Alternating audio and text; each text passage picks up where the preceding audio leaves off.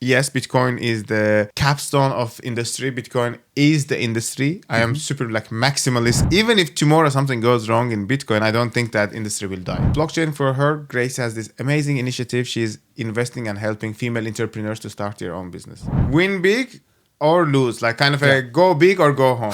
And what happens in the end statistically with that? Do they win? Definitely they go home. You have real estate, and second big thing is Bitcoin, because Bitcoin is how you beat both real estate and S&P 500 and everyone else. You don't have to be genius. Yeah. And my strategy, and I want like to suggest it for everyone, I think it is one of the only financial advice I can give is... Ladies and gentlemen, Mr. Vougar, the CEO of Bitget, thank you for being here today. We will talk about Bitcoin, crypto, Bitget, you personal as a rock star of Bitget.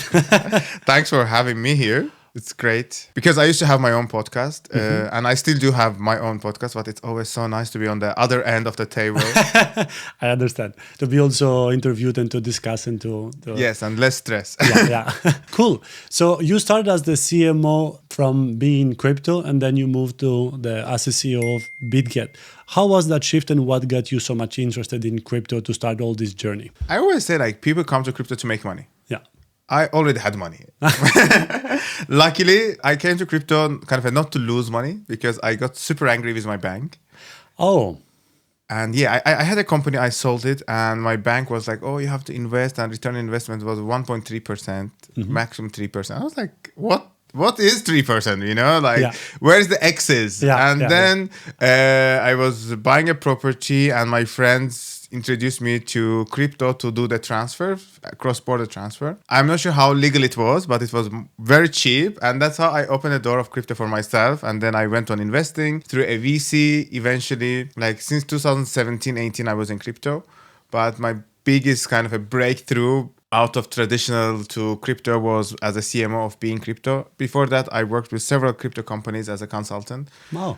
And then here we are today, 2.5 years as a CEO of one of the largest exchanges in the world. And you have a rock style presence, which is very cool to see. I can tell you as a viewer, when I see your videos sometimes on social media like Instagram, and that's super cool because it kind of get more entertained also with the community. And this is not just this serious thing about investment, and something I think that your team and the people likes. Honestly, when I came, especially when I became the CEO of Bitget, I realized that I have a very public facing job. I talk to people, I go to events, and I am not like a full degenerate, crypto bro. I am not this like a black t-shirt cool guy. Yeah. Because I grew up in a very traditional Middle Eastern family. I'm the oldest kid. I went to the good universities. I worked in a corporate job. And I realized that for me, if I become that t-shirt guy, it will be playing a role. Yeah. It will not be true me. But true me is a person who is having this serious job looking. I wear my suit, I am always present. But also I have a fun part, I am a very big techno head. I like going to festivals. I like good music. Of course, and that's why at Bitget we decided to partner with Untold, one of the largest festivals in the world, both in Romania and Dubai. Because that is kind of putting two sides of me in one place, like finance, crypto, corporate, growth, numbers, volumes, and then fun. That's super good. So how long are you now with Bitget in total? Actually, I've been with Bitget almost since day one. Oh. But then I was on more of a consultant job in the background. Then last 3.5 years, I've been doing marketing. But then at some point, because when you do marketing, you end up doing wearing a lot of hats because you do market research, you know who your competitors are. Eventually you go and do AMA and acquire them, or you work a lot with media, you understand what are the trends, but then you also manage social media, you know what people complain about. Is it a customer care? Is it a product? And while putting all of this together, I realized that I am serving as the social glue where I talk to product team to do better product, but I also talk to customer care, and eventually I became the chief operating officer because why not? Why not? And that would make sense. Yeah, because the CMO you were actually also a CMO for Bitget as well. Yeah, I wasn't CMO at Bitget. We have a head of marketing. I was more like a marketing director, kind of a / consultant, because as I mentioned, like Yeah. since I sold my company, I never wanted to have like a full-time job and full-time commitment, and I wanted to have this like a doing many things at the same time. But eventually, Bitget became such a like a love child for me. Like I can't go away from it, and I think I've been very successful in last 2.5 years as a COO, which was like a new experience for me. That should also answer the expansion of Bitget lately, because I think in the last 12 months it has the biggest growth compared to any other competitor, at least in Europe. So you will tell me more about that. It's globally. Honestly, 2.5 years ago when I became CEO, Bitget was growing. It was a great company, had 11 million customers. We had around top 20 as an exchange. And if someone told me that fast forward 2.5 years, you will be the second largest, probably it was a dream, but also we would be very skeptical, especially when I took over in the middle of the bear market. Like that kind of a growth was very bold to predict. I remember all these last years. Exactly. How tough was with laws, regulation, uncertainty, manipulation, BlackRock, the US administration, the previous one attacking the industry. Was very strange times. Bitcoin was $18,000. Yeah. And fast forward today, we probably serve 120 million customers, more than 10x growth. Wow. We are the third and fourth largest exchange as a spot and derivatives volume. First half of the year, we moved around $7 trillion. Daily, we move around $20 billion. Wow. We invested in Bitget wallet. We are the largest growing wallet. We are doing so many things at the same time. And as an exchange, yes, we are today's like give or take number 3, number 4, like with all the data together. But I also think we are doing something very different than anyone else, because we are becoming a true Web3 company where we want to build a life on chain where everything you do every day can be on chain. And that's how kind of we envision future. And that's super. But also, I guess the success of the wallet, which has been as I'm seeing from the feedback, and I also tested myself, as is the best Web3 wallet that exists right now in the world. Definitely it is. And I'll give you a background story, because 2.5 years ago, like it was again middle of the bear market, we went and we invested $30 million to Bitkeep, that eventually we rebranded to Bitget. And when we were doing that investment, almost all our competitors were cutting costs, firing people. It was a very tough time. And literally every colleague, every time they saw me, they were like, you guys are crazy. Like, why would you do that? And really, let me remind you that we were like 11 million customer. Like we were not as big. Like probably 30 million was our first and last 30 million. It was like a very big bet to make in terms of investment. But we also knew that future is decentralized. And people will have a definitely different needs. And also we realized that we don't want to be your boring wallet where you just do self-custody. We wanted to have agility of self-custody, but also possibilities you can trade and do everything. And for me, Bitget wallet is more than a wallet. It is kind of your gateway to true Web3. You can go buy anything from anywhere. You can swap, best catalog out there. And that's why today we serve 80 million customers. Through the wallet. Through them. Every day we move or we do swaps around $12 billion. Really? On the app? On Bitget wallet. Wow. And we surpass both MetaMask and Trust wallet in downloads. We are the most loved wallet out there. Damn. And it's big. It's as big as exchange. Exactly. And it all happened in 2.5, 3 years. But I have a question here, because I know that like every other exchange, the business model is with sometimes with listing most of the exchanges. I don't know exactly. I haven't researched how Bitget is, but I guess it's also for sure with the trading fees, etc. So if you have the Web3 wallet, then how Bitget does profit from that? What's the business there? The biggest business model is on transactions. And what Bitget wallet does different than anyone else, in most transactions you can just do swaps where the gas fee is embedded to your fee. Oh, okay. So there's also that and one, also, and that goes to Bitget as a... Exactly. Okay. And there's also on-chain element. Okay. Where you can go through DApp and do on-chain purchases. That's perfect, because I was just curious, because some wallets are completely disconnected, but not the ones that can be also connected. I was just like, technically, how is that possible? And as a business model? Because it is a business model, and as a wallet, you need to offer services. What we reinvented is that we took the elements of trading, put in there. Bitget wallet also has its own. We partner with MasterCard. Yeah. You have a beautiful card there. Beautiful card where you can literally tap and buy. And when we talk about bridging Web 2 to Web 3, it is not going and inventing something new. It's like, okay, how we actually bridge it? Like you have your asset, you have your, I don't know, cat coins, dog coins, Yeah. I don't know what coins you have Bitcoin. You can literally tap and pay and go. And I think that's miraculous, That's beautiful, right? yeah. That's beautiful. Yeah, it has this immediate automatic conversion there. Exactly. Beautiful. And every time you tap, it is a transaction for us. It is a trade for us. And I always say, you can never find, I don't know, 2 billion traders. And I think that was the biggest mistake of crypto. When we were talking onboarding next billion users, we always wanted billion people come and trade. Probably billion people won't come and trade, but billion people will buy a coffee. Yeah, with it, yeah. Or we'll start using... Day to day. Yeah. Every time we tap something, it's a transaction. You're right. Now, the card is available only in European Union, right? At the current moment. We are rolling out in different geographies because Also. rolling out card is about card issuer. And unfortunately, when you bridge Web 3 to Web 2, you have to deal with the traditional institutions. Regulators, yeah. Okay, what about the MiCA regulation, the licensing in Europe? How is that process going? What do you see there? We are in the final step of the discussions. We are about to get a full MiCA regulated. And that's a very big step for us because this is... As I always say, like when you're a small exchange, no one knows you. But when you are second, third largest, definitely. And good part is that we've been always so open with the regulators. I consulted several regulators myself, making us in a forefront, not only just like going applying, but actually like a reshaping the idea. Therefore, we are very excited for a big news very, very soon. And we've been working with so many regulators, but also in Europe, we've been holding so many licenses from Poland, Lithuania, Italy, from Bulgaria, and many other places, which makes us, whatever we do is totally compliant at the moment because for MiCA, we still have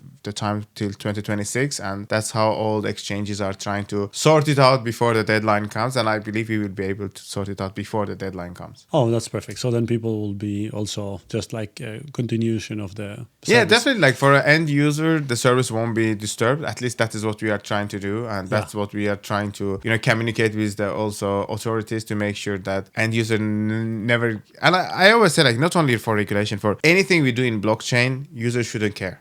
Yeah. User shouldn't care what chain it runs on. User shouldn't care how technology works. As long as it solves a problem, it solves a problem. Yeah. The whole complexity is to make it easier. Single click. Yeah. Wow. Super.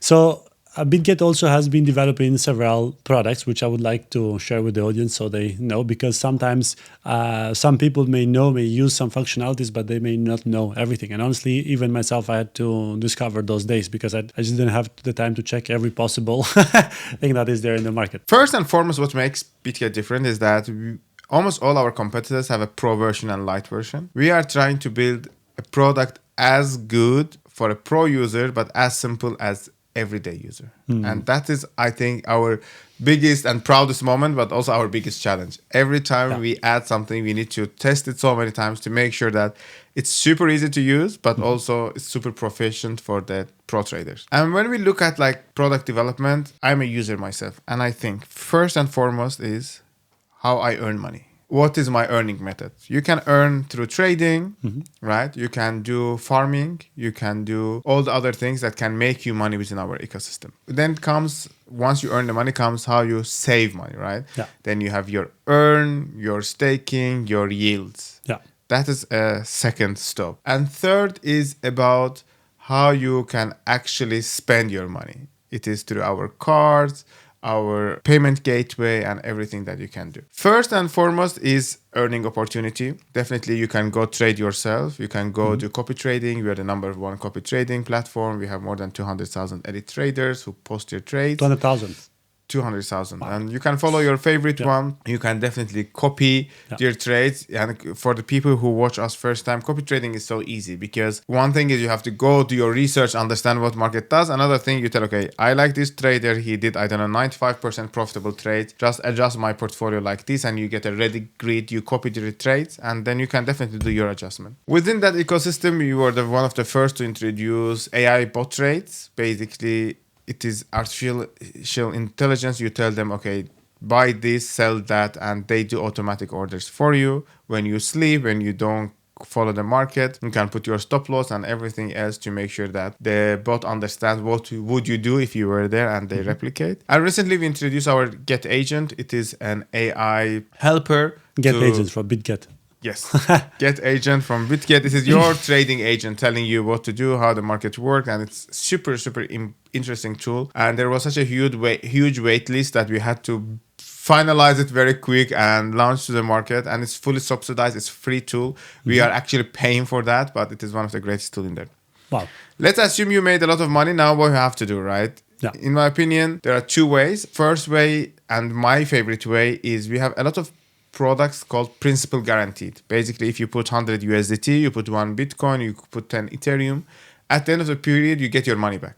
Okay. It's like risk-free. You put Ethereum, you get Ethereum. You put Bitcoin, you get Bitcoin. Okay. Like our Pool X or Launch Pool. But what you get also is when you lock your money for 7 days, for 10 days, it's similar to your, like, I don't know, earned products in the average bank. Yeah. You get tokens from a different products. Oh, that's You get good. tokens from the new project.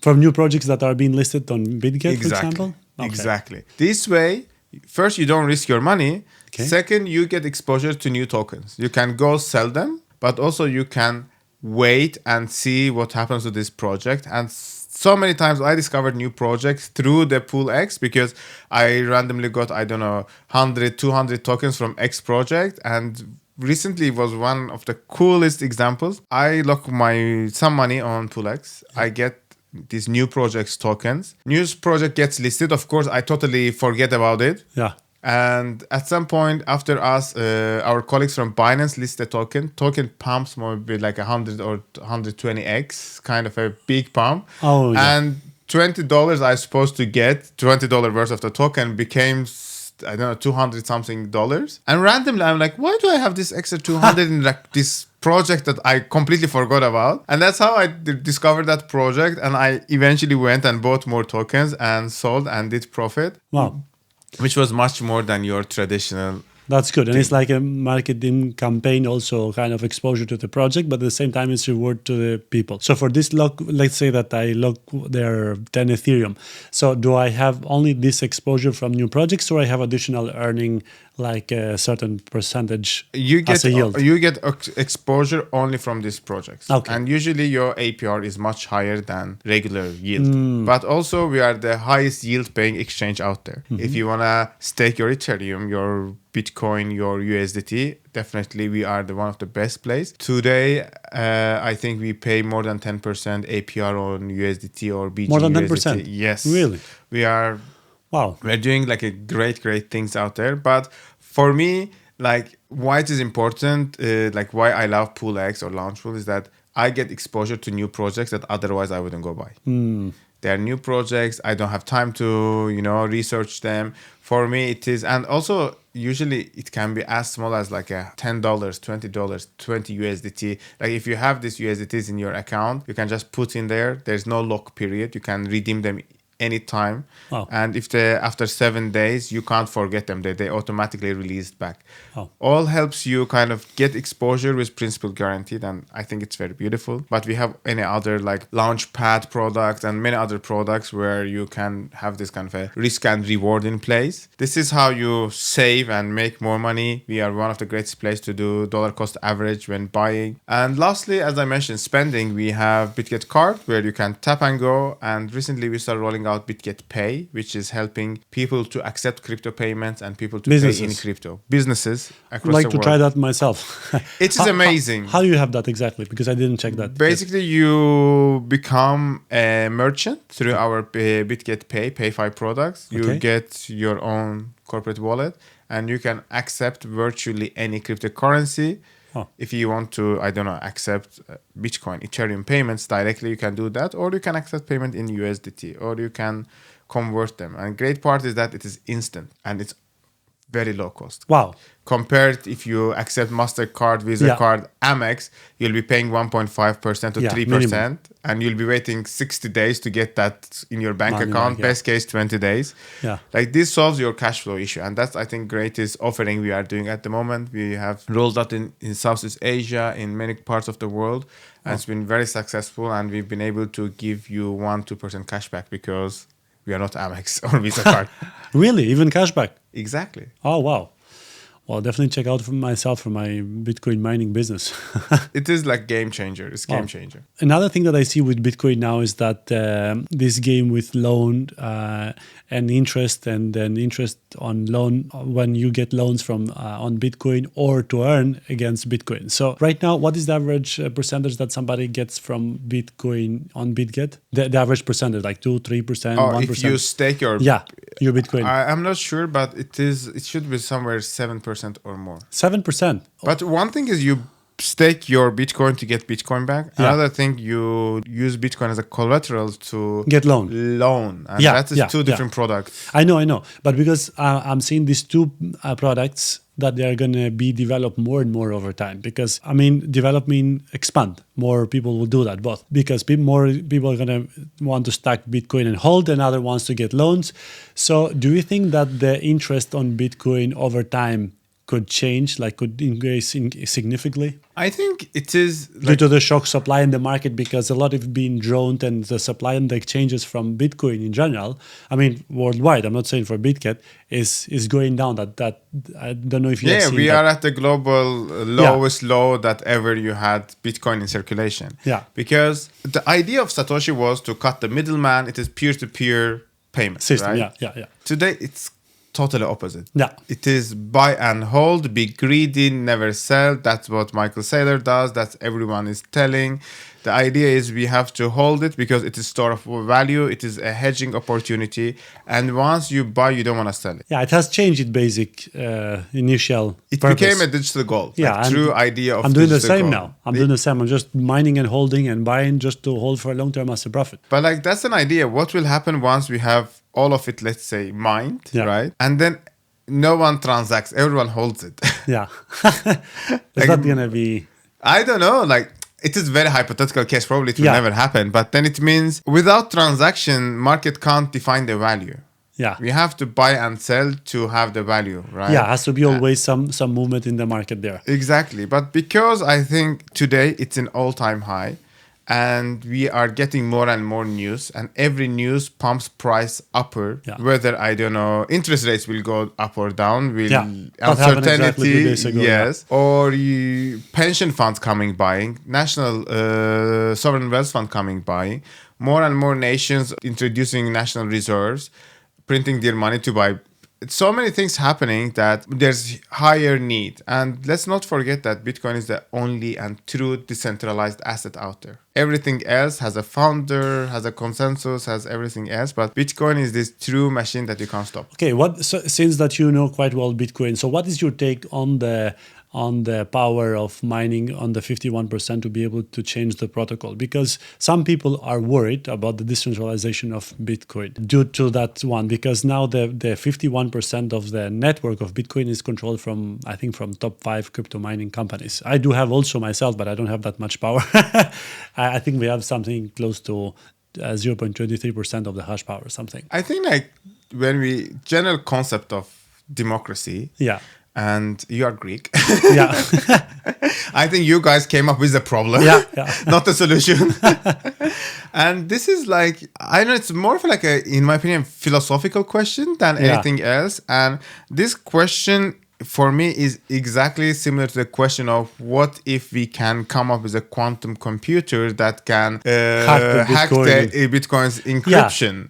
I think two questions can have a best answer is that it is how technology evolves. If either or happens, we will be able to build a better, more secure, more encrypted Bitcoin or safety solution that will become the next big thing. Therefore, in my opinion, yes, Bitcoin is the capstone of industry. Bitcoin is the industry. I am super like maximalist kind of a standpoint, but even if tomorrow something goes wrong in Bitcoin, I don't think that industry will die. Yes, it will suffer, but I believe it will also recover. Can recover. That's great. So what's your take on Bitcoin in, let's say, in the next 5 years when it comes, without giving any investment or financial advice to the people, but what do you see based on the adoption, the ETF, which now BlackRock is the largest, I think, corporate to hold Bitcoin because of the ETF product that they have. So yeah, what's your take on that? You know, they say money makes earth move. Yeah. I think Bitcoin should have either one of these two directions. Either it will become such a boring tool, like I Like don't gold. know, even not the gold, like this very rare metals or uranium kind of a thing that Yeah. no human can hold a hand, and it becomes this global asset. Yeah. I think it is not the vision of Satoshi, and I think the fact No. that Satoshi still holds such a huge amount of supply, I think it can be a good indicator if he's angry or not, like hypothetically speaking. Yeah. Or because there will be so much power and wealth accumulation within Bitcoin ecosystem, that we will be seeing more and more lightning kind of a networks and more solution where Bitcoin in itself won't move, but velocity of money will be high and there will be more and more transactions happening on the system. And I think, in my opinion, that will be the best solution, kind of putting us back to the Satoshi's vision that we will be doing peer-to-peer. As peer-to-peer system. Exactly. And I think that will be the great way, because today when we look how, let's say, dollar moves, right? All the dollar supply, and we don't have that many dollars printed. But because of the circulation speed, Yeah. we are still able to do global trade, conduct day-to-day activities within that money. And I think that should be the way for Bitcoin, where we have kind of a new Bitcoin stable token that is pegged to Bitcoin. Like, all these cases are like very hypothetical, but I am just trying to be as simple that as the people understand, instead of being like super complicated talking about how Lightning Network works and all the other things, where we can have a faster, cheaper transaction on Bitcoin, and then we still hold the Bitcoin, because As well, yeah. in next 5 years, I think people will have least interest to move Bitcoin somewhere. Personally, when I see the evolvement of the technology, including AI, blockchain, and worldwide, like in total, and the money printing, I believe that in the next 5 years is going to be so many changes that we cannot predict, maybe even 20% of them right now. And also until 2035, there will be so many things, like so much money printed more. How do you see Bitcoin price-wise or adopted as a last I think part like of it? until end of this year and first quarter of next year, we have to see around 200K. And I think that will be kind of our blow on the top. And then there should be correction. So you don't think that there's also some opinions now that Bitcoin from this point, because of the ETFs, etc., may just be like with a correction of 30-35% maximum, and then just keep on going up kind of for many years. So you think that we're going to go again in the 4-year cycle, or is it going to be Okay, I think... broken? Okay, my take is totally different. Yeah. I believe for Bitcoin, yes, we will have a lot of small frequent corrections because of the inflow and because it's used as a hedge. And for everything else, yes, we will have 4-year cycle. Because for me, Bitcoin is in its own flight. Yeah. I mean, it has proven in this cycle Exactly. to be decoupled. It's decoupled from stock market. It's decoupled from alt season, meme tokens, and everything else. And that's my take. Like, we won't see alt season again. Not this last 3-4 months of the 2022. I don't know. It's a very bad news, I'm sure, but I don't think we will see the alt season that we saw before. 2x's, in 21. 3x's. Definitely we won't. It's going to be more difficult. But it will be more difficult, but I think we will be seeing more new projects coming in with a better opportunities, Better solution. smaller unlocks, more kind of a traditional take, like a true business innovation. But I don't think that all these dead meme tokens, all these dead altcoins will come and miraculously make anyone rich. Okay, so what is And I hope I'm wrong. Well, I don't hope that you're wrong, because I like and I have the same mindset. So I've been also transitioned more to Bitcoin, and I'm more than 70-80% right now. I think I'm around 85% in Bitcoin exposed, and then some other altcoins. So what's your personal choice on this case? Like, it's Bitcoin and maybe something small in altcoins, or diversify Bitcoin and altcoins? Honestly, I don't think Bitcoin and altcoins are diversification. For me, again, I will tell, like, I come from very traditional finance background. And for anyone listening, I believe that real estate is one of your main investments for storing value. Then comes your stocks, even though I have very less exposure right now to stocks, because stock market are there for keeping you where you are, but I don't think it earns you money, and it becomes too risky than compared to the real estate. This is kind of your two traditional assets, right? In my opinion, if you are investing, you have to first beat S&P 500, or you have to first beat inflation, second S&P 500, third real estate. If you can beat all these three, it means you are a good trader. If you can beat Bitcoin, you are an excellent investor. And if you can't beat Bitcoin, it means you have to park all your money into Bitcoin. And that's what I do. You have real estate, and second big thing is Bitcoin, because Bitcoin is how you beat both real estate and S&P 500 and everyone else. You don't have to be genius. Yeah. And my strategy, and I want to suggest it for everyone, I think it is one of the only financial advice I can give, is dollar cost average when buying, but also dollar cost average when selling. Many people miss this factor. The same thing I say also to the people. Like also dollar cost when selling. Out. DCA Cut it off, DCA when selling, then you will be able to capture best when buying, best when selling, less worry, and you don't sit there and say that, oh, I sold at, I don't know, 105, now it's 120. I like that strategy because I never heard so good from somebody, like structuring from what is a good investment and then how to transition or what do you do in this case and what not. And I think for the average person who is getting super excited with crypto, and everybody wants their 100x potential altcoins, and my audience sometimes it's sad with me because I don't say more often, like I don't give altcoins with like 100x. They're trying to chase meme coins or other new altcoins. But in the end, I've seen that the majority of the people, they end up losing money, no matter if it's bear market or bull market.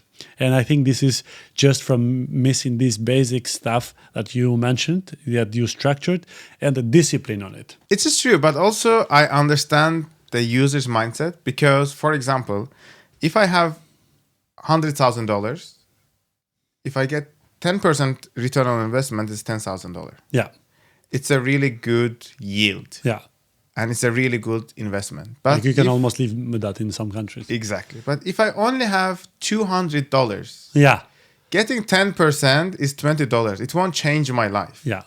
But getting 100x will make $20,000 that I can buy a car, live better life. And this is where this kind of a gambler's mindset comes in. And that's how we see in a less developed countries, people are more prone to trade in high X, margins, huge margins, meme tokens. With the potential to win big. Win big or lose, like kind of a go big or go home.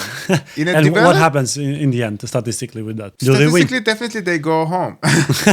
Because meme tokens are lottery ticket on chain. And it's a lot of scamming, like 90-something percent. Scams, rock pools, hype, it's there. But again, I think that's kind of your single opportunity.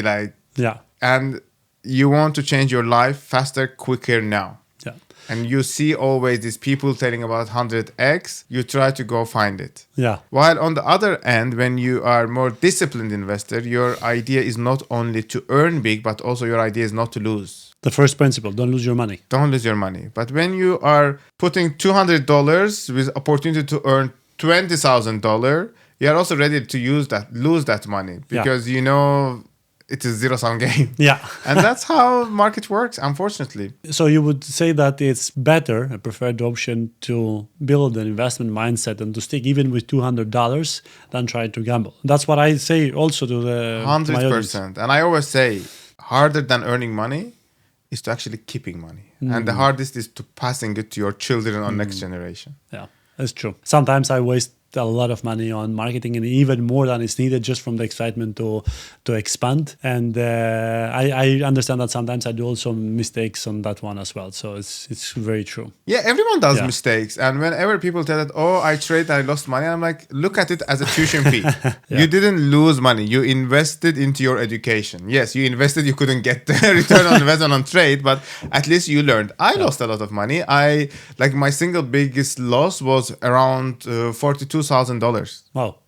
Wrong time, wrong idea, betted against the wrong things. I believed I'm the smartest man in the room and I wasn't. Yeah.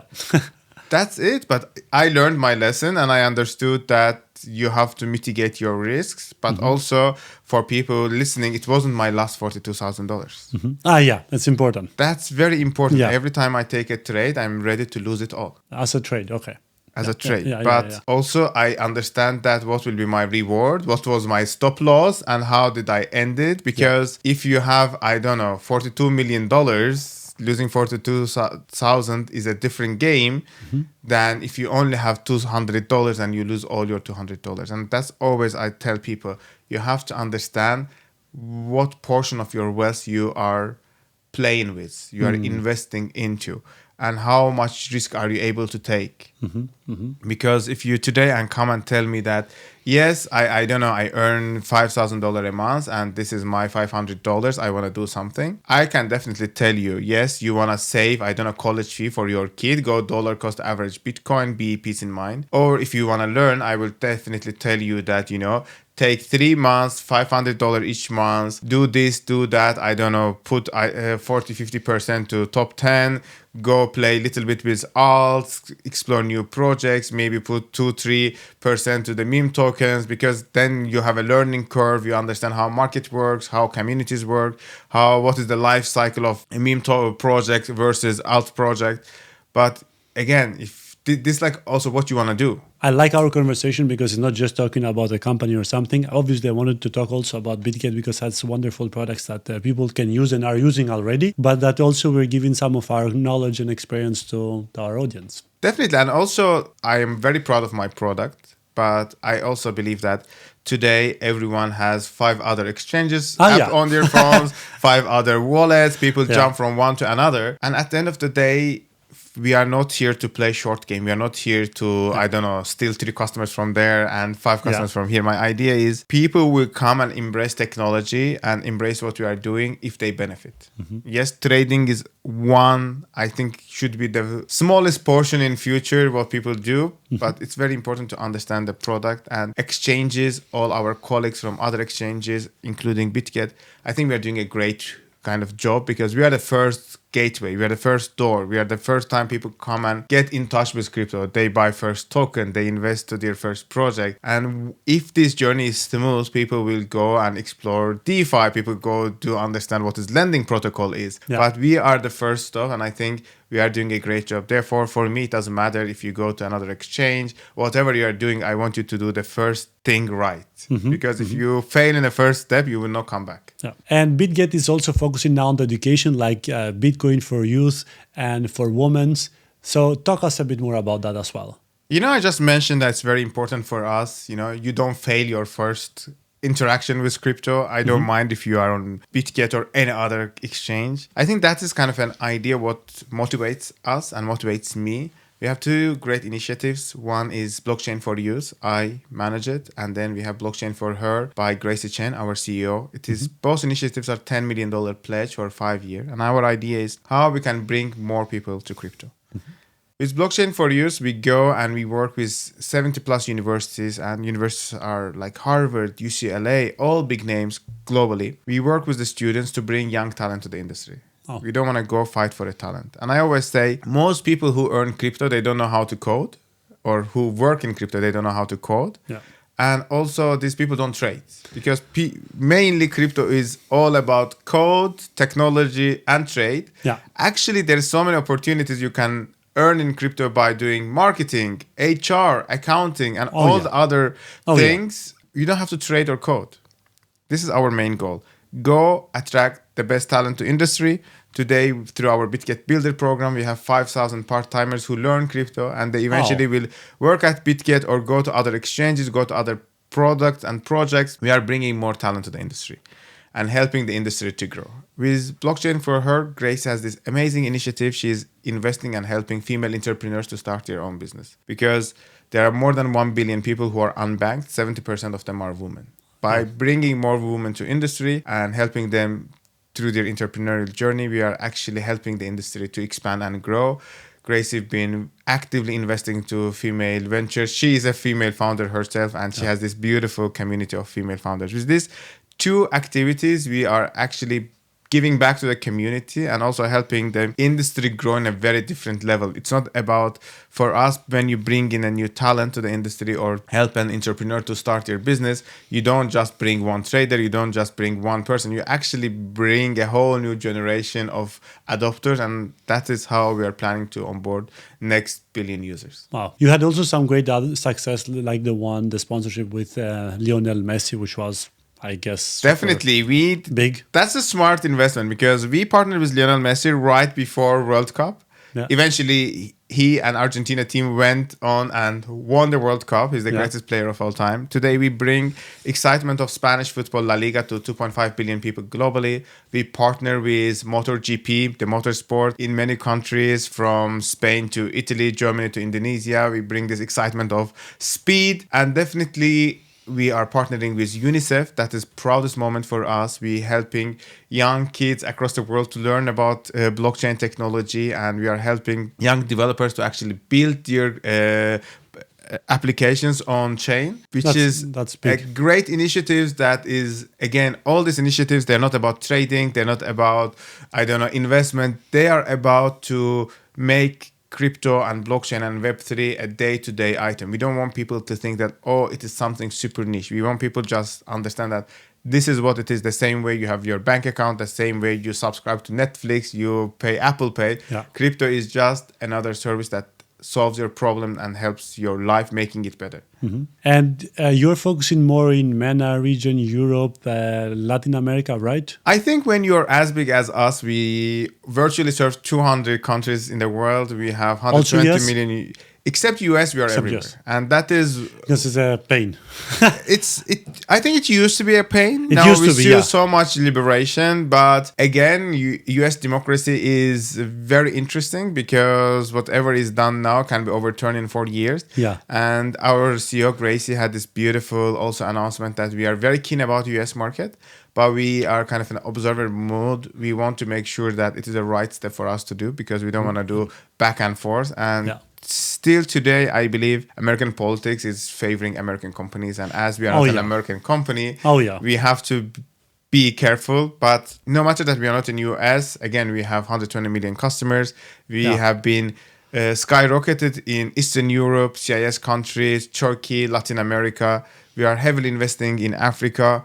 We've been doing 5x growth in Middle East. And of course, Southeast Asia is kind of our bread and butter. This is where we are strong. But we've been also growing very fast in both in Canada and Australia. I think this very no matter they're super far from each other, they're like a very similar markets. And they're also very similar to US. It means we also have this like a kind of a background test. We are like a very much ready if one day we decide to go to US market to conquer it. But until then, until further notice, we are not operating in US and we haven't done it in many years.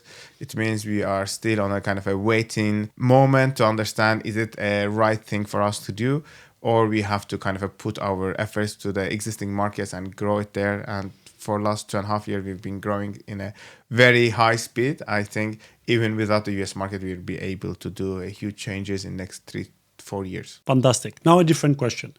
What excites you more about being the COO of Bitget? Definitely growth is huge factor. And when we talk about growth, I don't it's not that, now we have 10x growth, I am the greatest person, I've cracked the code. For me, every person, this one person out of 120 million users, we somehow touch their life. It can be someone working hard, sending back money to their home. It can be some dad buying a gift to their children. It can be some young person who will become the first millionaire in their family. It will be someone who is being able to collect enough money and trade enough money to do down payment. It will be someone's engagement ring. It will be a small stories that kind of inspire me. And we see these kind of stories every day. So many people, there was one beautiful story that there was someone who liked the guy in the university and saw that he is trading, and the girl goes and learns about trading in order to impress him. Eventually the relationship didn't work, but she was able to trade and collect enough money to pay for her tuition, and she graduated debt-free. Isn't that an incredible story? It's kind of a life-changing story. And if you hear one story like this, you understand that you have done something good and you can go to bed with happiness and smile in your face. Fantastic. Well, I want to thank you very much for your time. It was very enjoyable to exchange and to learn also more about Bitget and you as person. So thank you very much for your time and for all this information that you shared with us today. Thanks for having me today, and it was an incredible talk.